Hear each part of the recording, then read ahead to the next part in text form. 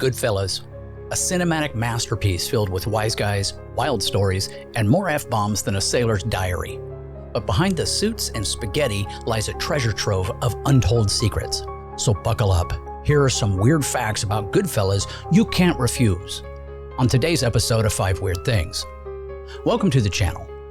I absolutely loved the organized crime genre. From when I first read the Godfather novel before watching the movie at age 12, I was hooked for life. And in my top 5 all-time mob movies, Goodfellas is front and center and definitely on the list. Also one of the best casts of any mob film. Now, what are your thoughts? Goodfellas cast, one of the best or not? Let me know down in the comments. All right, let's get into it. First, the things we all need to know. Goodfellas isn't just a movie, it's the movie. Directed by Martin Scorsese, this 1990 crime classic tells the true story of Henry Hill, a mobster that lived fast, spent big, and talked way too much. Starring Ray Liotta, Robert De Niro, and Joe Pesci, who redefined the phrase, funny how. The film dives into the gritty underbelly of organized crime with style, swagger, and enough profanity to make a sailor blush. It is a roller coaster ride of loyalty, betrayal, and perfectly sliced garlic. More than just a gangster flick, Goodfellas is a sharp, unflinching look into the highs, the lows, and the absurdities of mob life. Now, if The Godfather was an opera, Goodfellas is a punk rock concert with meatballs. Everybody got that? Good. Weird thing number 5. The "how am I funny" scene was an improv. The "funny how, like a clown I amuse you" scene in Goodfellas is one of the most unforgettable moments in cinema history. It is intense, it is uncomfortable, and wildly hilarious. Basically, it's everything a classic Scorsese scene should be. But here's the kicker. It wasn't originally in the script. Joe Pesci, the man behind the short-fused, terrifyingly unpredictable Tommy DeVito, improvised the whole thing. The inspiration came from a real-life encounter Pesci had while working in a restaurant years before he had become an actor. As the story goes, Pesci casually told a genuine mobster that he was funny, probably thinking it was a harmless compliment. Spoiler, it was not received that way. The mobster turned icy and asked, "Funny how? Funny like a clown?" leaving Pesci to backpedal out of what could have been a very bad night. Now, when Pesci recounted the story to Martin Scorsese during rehearsals, the director knew they had a cinematic gold moment on their hands. Instead of writing it into the script, Scorsese decided to let Pesci and Ray Liotta run with the idea during the film.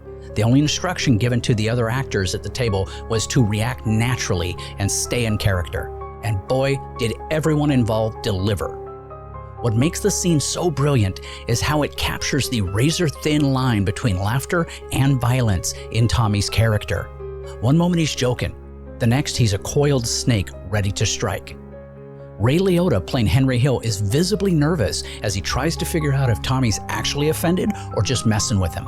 And the rest of the cast, they look genuinely unsure whether they should laugh or dive under the table. The improvisation didn't just create an iconic moment, it set the tone for Tommy DeVito's entire character arc. Pesci's ability to flip between charm and menace with just a glance makes this scene unforgettable. So next time you're quoting "funny how, like I'm a clown I amuse you," remember it was not just acting, it was pure Joe Pesci brilliance with a side of Scorsese magic. Weird thing number 4. The F-bomb was dropped over 300 times. And when it comes to profanity, Goodfellas doesn't just break records, it buries them in the trunk of a Cadillac. With the F-bomb being dropped a staggering 300 plus times throughout the film, that's roughly 2.5 expletives per minute. To put it in perspective, if someone tried to censor Goodfellas for daytime movie, it would be just 2.5 hours of awkward silence peppered with the occasional "capiche?" But this isn't just mindless swearing, it's practically an art form. The F word in Goodfellas isn't just a word, it's punctuation, it's emphasis, it's a noun, a verb, an adjective, and occasionally it's all three in the same sentence. And when Joe Pesci, Robert De Niro, and Ray Liotta are wielding it, every syllable hits like a bullet. So, why all the profanity? Well, Martin Scorsese didn't do it just for the shock value, he aimed for authenticity. The movie is based on the real-life story of mobster Henry Hill, and let's face it, mobsters aren't exactly known for their polite vocabulary. These guys weren't sitting around sipping tea and discussing the weather. They were running scams, breaking kneecaps, and trying not to get whacked in the process. And in that world, a well-placed expletive speaks louder than any Shakespearean monologue.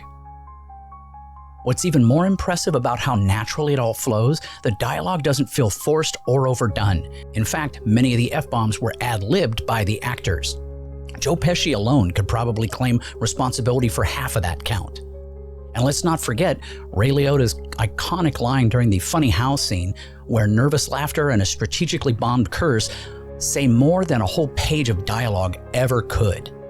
In the end, Goodfellas doesn't just use profanity, it wields it like a weapon. It's sharp, it's impactful, and it's oddly poetic in its chaos. So the next time somebody tells you Goodfellas is a little too foul-mouthed for their taste, just remember, in the world of organized crime, please and thank you aren't exactly part of the standard vocabulary. Weird thing number 3. Ray Liotta was actually threatened by the real Mafia. When Ray Liotta signed on to play Henry Hill in Goodfellas, he probably expected long hours, intense scenes, and Martin Scorsese hovering over every detail. What he might not have expected, however, was getting side-eyed by actual mobsters who weren't thrilled about their lifestyle being splashed across the big screen. Turns out, not everyone appreciates having their dirty laundry aired, no matter how stylish the suits look in the movie. Ray Liotta later revealed that during the filming and release of Goodfellas, he was approached by a few individuals who seemed less movie fan and more, "You might want to watch yourself, kid." These weren't your run-of-the-mill autograph seekers. These were men with serious opinions about how the mob should and shouldn't be portrayed. To be clear, it wasn't an all-out confrontation. Nobody chased Liotta down an alley with a baseball bat or tried to stuff him into a trunk. Instead, he got what can only be described as a stern talking to. And if the Hollywood mob movies have taught us anything, it's that a mobster's version of a stern talking to usually feels like a conversation you really don't want to have to begin with. Liotta handled the situation with the kind of calm you'd expect from a guy who had already shot scenes with Joe Pesci screaming in his face. He kept his head down, stayed polite, and somehow walked away unscathed. Smart move, considering he wasn't exactly surrounded by stunt coordinators and safety harnesses in that moment. The irony, of course, is that Henry Hill, the real-life mobster Liotta was portraying, had already flipped on his criminal buddies and spilled the beans to the FBI. By the time Goodfellas hit theaters, the damage was already done. The movie didn't expose anything the mob didn't already know about themselves, it just made it a lot more entertaining. So in the end, Ray Liotta walked away with a legendary performance under his belt and a great story to tell. And let's face it, if you're going to get lightly threatened by mobsters, it's probably best to do it after you've wrapped up filming. Weird thing number 2. Robert De Niro obsessed over his character. Robert De Niro doesn't just play a character, he becomes them. And when it comes to portraying Jimmy Conway in Goodfellas, De Niro's dedication to detail bordered on, well, let's just call it intense. Some actors might read a biography, watch a documentary, or spend an afternoon perfecting their mobster squint. Not De Niro. He practically turned the real Henry Hill into his personal crime consultant hotline. Hill revealed that De Niro would call him a couple of times a day, sometimes 5, 6, even 7 times, just to talk about the tiniest of details. How did Jimmy hold a cigarette? Did he flick the ashes casually, or like he was sending a warning shot?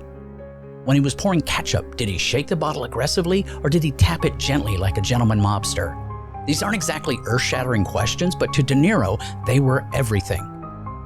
You have to imagine Henry Hill on the other end of these calls. Here's a guy who spent his life dodging feds, managing illegal rackets, and surviving mob politics, now fielding phone calls about condiment etiquette. At some point, Hill must have wondered if De Niro was secretly screwing with him. Next, he's going to ask me how Jimmy tied his shoelaces, and honestly, De Niro probably did. But this level of obsession is what makes De Niro, well, De Niro. Every gesture, every glance, every drag of a cigarette in Goodfellas feels authentic because De Niro refused to leave a single stone or ketchup bottle unturned. Jimmy Conway wasn't just a role, he was a carefully studied human blueprint, built one phone call at a time. Now in hindsight, maybe Henry Hill should have started charging consulting fees. After all, when an Oscar winner calls you a dozen times a day to ask you how somebody eats spaghetti, you're basically a Hollywood coach. But hey, it did pay off. De Niro's performance is flawless, chilling, and so convincingly mob-like that you almost forget he's acting. Almost. Now, if you'll excuse me, I need to go pour some ketchup in a way that would make Robert De Niro proud. And finally, weird thing number 1. What did the cast think about the filming and the movie? Now, the making of Goodfellas remains one of the most celebrated stories in film history, and the actors involved have shared countless insights into the experience of bringing this iconic movie to life. So here's what 5 of the main stars had to say about the process. Robert De Niro, who played Jimmy Conway. De Niro, known for his dedication to roles, revealed that playing Jimmy Conway was a challenge due to the character's calm, calculating nature in a world filled with chaos. He admired how Scorsese encouraged improvisation, which allowed the actors to bring a sense of authenticity to the film. De Niro noted that the collaborative atmosphere on the set helped him shape the character, often making the scenes feel more spontaneous and real. He was perfectly drawn to the moral complexity of his character, a mobster who was both charming and out-and-out ruthless. Ray Liotta, who played Henry Hill, the main character, spoke frequently about the film's immersive nature. He recalled how intense the filming process was, especially with Scorsese's commitment to realism. Liotta noted that playing Henry, a man deeply involved with the Mafia but ultimately disconnected from the life, required constant emotional range. He appreciated the improvisational freedom Scorsese allowed him, especially in the famous funny house scene, which helped the actors add their own personal touch to the performances.